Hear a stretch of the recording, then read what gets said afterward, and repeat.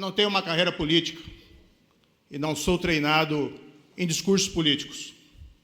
Alguns até dizem que não sou eloquente. E muita gente critica a minha voz. Mas se eventualmente eu não sou a melhor pessoa para discursar, posso assegurar que sou alguém em que vocês podem confiar. A vida pública me testou mais de uma vez, como juiz da Lava Jato e como ministro da Justiça.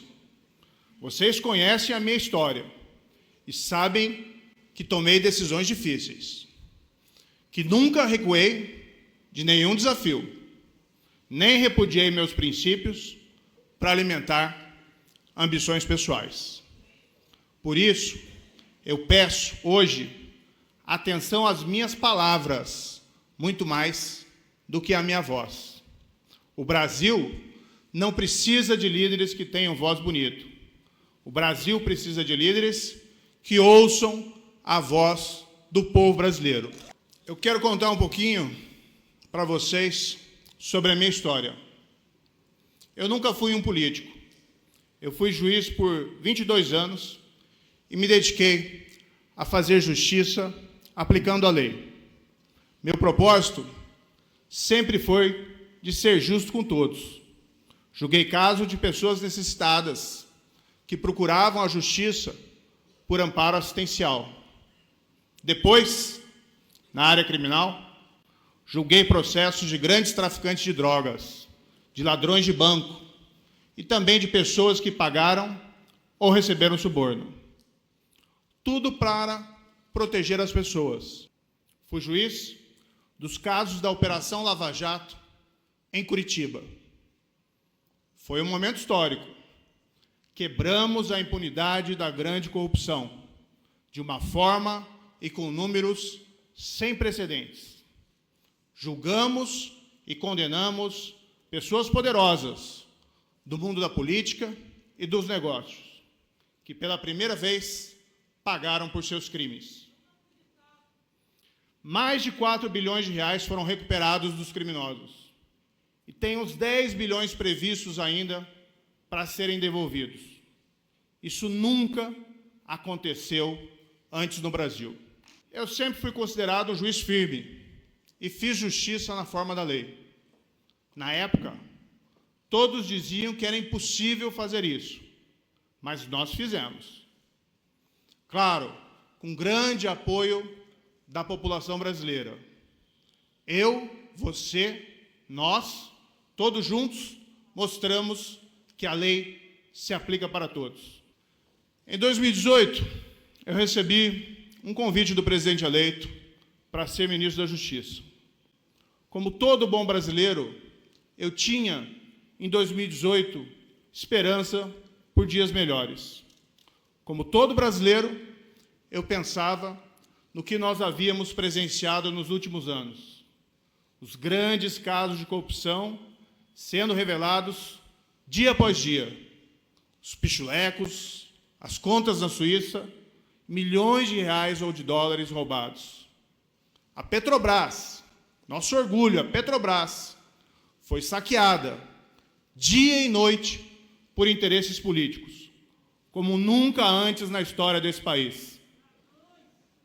Apartamentos forrados de dinheiro roubado em espécie e uma persistente recessão provocada pelos mesmos governos que permitiram tudo isso, com as pessoas comuns desempregadas e empobrecendo. Era um momento que exigia mudança. Eu, como juiz da Lava Jato, me sentia no dever de ajudar. Havia pelo menos uma chance de dar certo, e eu não poderia me omitir. Aceitei o convite e ingressei no governo. O meu objetivo era melhorar a vida das pessoas por meio de um trabalho técnico, principalmente reduzindo a corrupção e outros crimes. Conseguimos, de fato, em 2019, diminuir a criminalidade violenta e combatemos, para valer, o crime organizado. Cerca de 10 mil vidas brasileiras deixaram de ser ceifadas pelo crime neste meu primeiro ano como ministro da Justiça.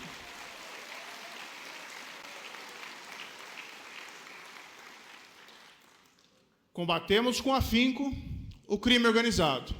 Isolamos, por exemplo, em presídios federais, as lideranças das gangues mais perigosas do país. Ninguém combateu o crime organizado de forma mais vigorosa do que o Ministério da Justiça durante a minha gestão. Até quem não gosta de mim reconhece isso. Quando eu vi meu trabalho boicotado e quando foi quebrada a promessa de que o governo combateria a corrupção sem proteger quem quer que seja, continuar como ministro seria apenas uma farsa. Nunca renunciarei aos meus princípios e ao compromisso com o povo brasileiro.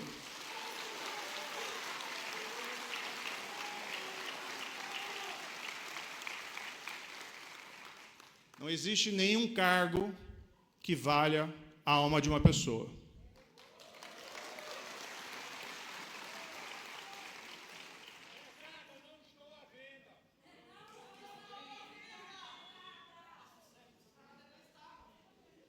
Depois que eu saí do governo, eu precisei, como a maioria do povo brasileiro, buscar um emprego, a fim de ganhar a vida. Eu precisava trabalhar. Nunca enriqueci como juiz ou como ministro. Tenho uma família para cuidar.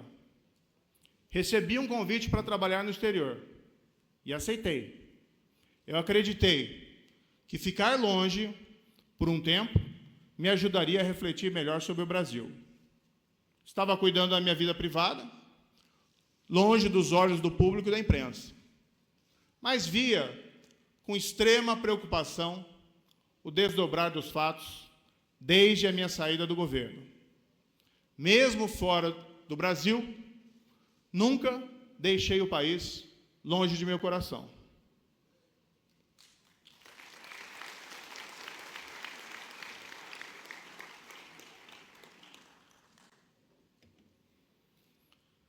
Estamos no final de uma pandemia que afligiu o mundo e só no Brasil deixou mais de 600 mil vítimas.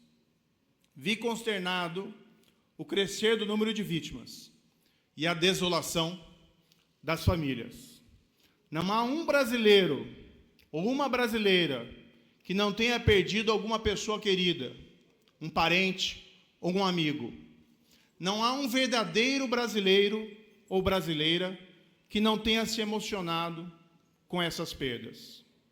Aproveito aqui o momento para registrar meu pesar por todas as vítimas e por aqueles que sofreram com a perda delas.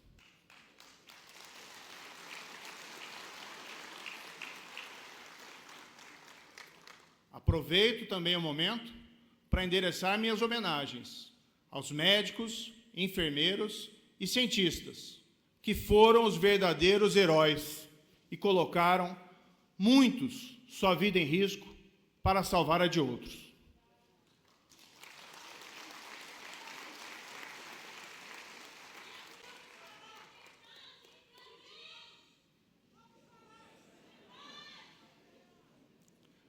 Desses médicos, enfermeiros e cientistas, vamos reconhecer que eles também nos mostraram o valor da ciência e do nosso Sistema Único de Saúde. Junto com a pandemia, vimos com tristeza outros flagelos.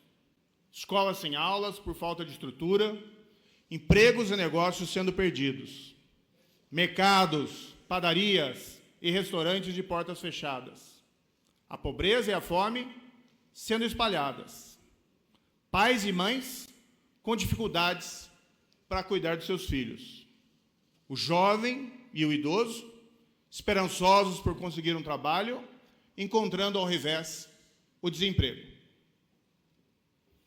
Como se não bastasse, mesmo com o fim próximo da pandemia, a economia não vai bem. As pessoas ainda estão sofrendo.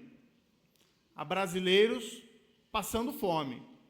E isso eu tenho certeza que dói no íntimo de cada um de nós. A inflação está muito alta. Os técnicos falam em um número, mas quem vai no posto de gasolina, quem vai na padaria, sabe que é muito mais. Os juros subiram, dificultando ainda mais a vida do empresário, do agricultor ou das pessoas comuns. E os juros ainda vão subir mais neste governo. E isso vai tornar a vida das pessoas mais difícil. Não digo isso porque sou pessimista, mas é porque o país se encontra no rumo errado. Como exemplo, é só olhar o número elevado de pessoas desempregadas.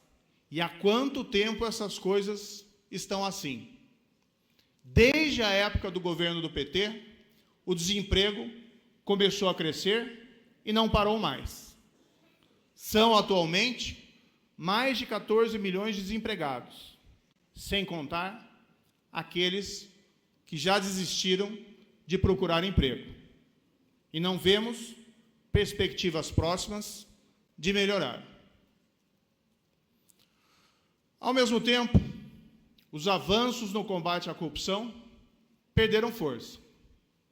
Foram aprovadas medidas que dificultam o trabalho da polícia, de juízes e de procuradores.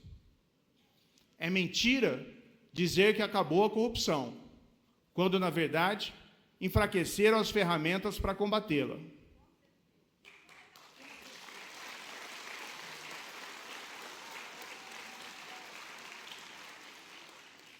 Quase todo dia ouvimos notícias de criminosos sendo soltos, normalmente com base em formalismos ou argumentos que simplesmente não conseguimos entender.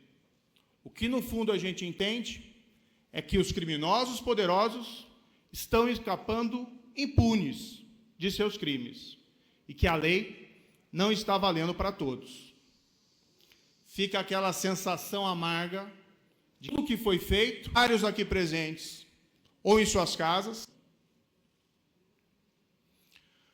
Desde que eu me entendo por gente, eu ouço as pessoas falarem que o Brasil é um país injusto, que precisamos fazer reformas, mexer nas leis para que o país melhore, para que as coisas comecem a funcionar, para que as pessoas tenham escolas decentes para seus filhos e hospitais que resolvam os seus problemas, para que a estrada, cheia de buracos, seja asfaltada, para que as pessoas possam andar na rua com segurança.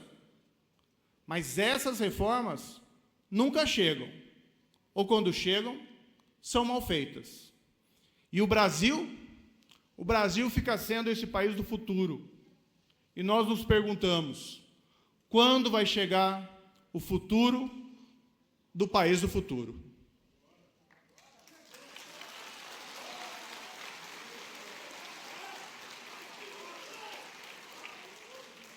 E ao olharmos para as reformas que estão sendo aprovadas, o que a gente percebe é que ninguém está pensando nas pessoas.